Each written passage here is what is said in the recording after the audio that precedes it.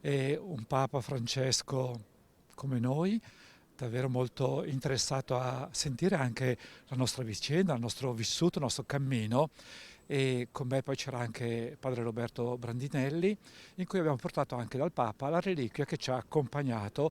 Un incontro emozionante, sigillo del cammino, partito a fine giugno dalla Basilica del Santo e rientrato a Padova il 9 ottobre con la reliquia di Antonio, accompagnata da 350 camminatori che ha toccato più di 100 comunità, dalla Sicilia fino al Veneto. A Papa Francesco, nel corso dell'udienza generale in Sala Nervi, un gruppo di pellegrini ha presentato lo zaino con le reliquie di Antonio e consegnato alcuni doni simbolici.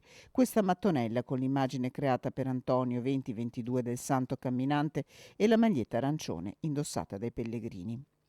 A Roma, lì in Vaticano, di fronte a lui si è colorata di un altro significato. Sant'Antonio che incontra Papa Francesco. Inoltre la maglietta ha quelle 92 tappe di quest'estate e le altre 16 dell'anno scorso, e anche quello è stato un modo, dando a lui la maglietta, per consegnare alla Chiesa, al vicario di Cristo, successore di Pietro, tutto il bene che abbiamo ricevuto e tutte le preghiere che abbiamo raccolto per tutta l'Italia.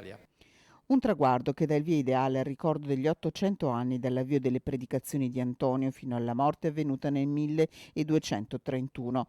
Un Antonio che pellegrino, dopo la pausa forzata della pandemia, ritorna a camminare lungo le strade del mondo e domani è sabato, sarà a Trieste. Saremo ancora a Trieste per i 100 anni dell'Ordine Francescano Secolare. È come dire che davvero questo Antonio che cammina e vuole andare ancora in tante comunità. E pensate poi ai prossimi anni, sono ancora anni molto intensi, proprio anche francescani, proprio perché, esempio, l'anno prossimo c'è 800 anni dal primo presepio di Greccio, ma poi anche i vari anni successivi c'è proprio un legame molto forte tra Antonio e Francesco, e sicuramente Antonio ancora farà la sua parte nell'essere, come sempre, Antonio vivo in mezzo a noi.